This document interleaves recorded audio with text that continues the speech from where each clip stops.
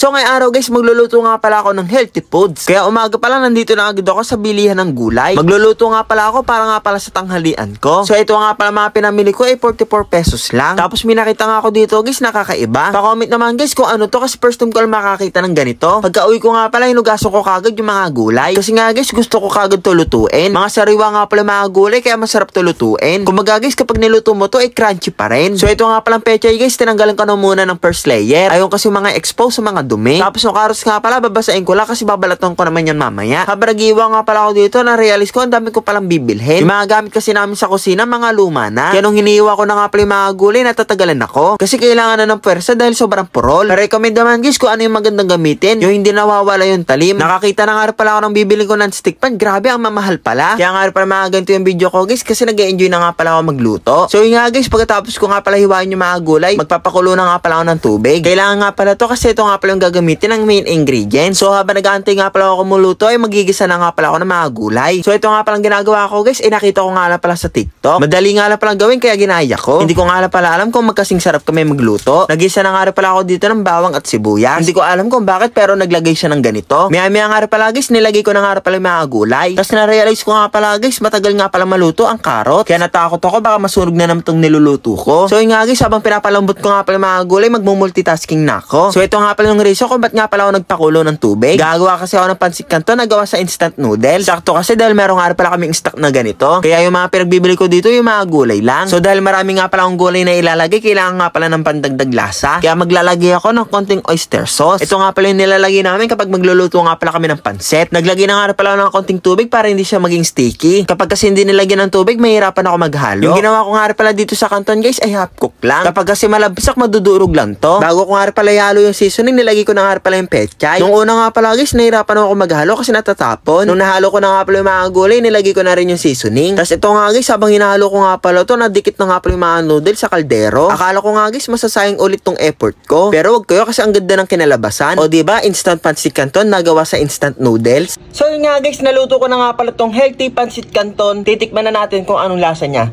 Naglagay na nga rin pala ako ng kanin kasi nga hindi pa ako nagtatanghalian. Titikman muna natin to guys. Ayan.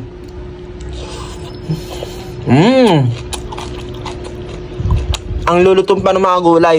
Sarap. Sarap. Titikman natin yung with rice. Feeling ko guys, lumalakas na ako kasi healthy na yung kinakain ko. Ang rate ko dito guys ay 7/10. Medyo mamantika lang. Pero masarap na rin, pwede na rin ulam. Healthy pa. Kahit isang sabuan lang. Honest review. Halat ha. Ang sarap. Sarap. Rate mo? 8/10. 8? Wow. Matigas pa yung gulay eh. Tao po. Ayuda. Ano ayuda? Ayuda. Ano ito? Tikman mo muna. Pancit canton. Wala kutsara? Wala. Ang sarap. Siyempre ako nagluto eh. Salin mo. Huwag na, kanam naman na plato. Sige.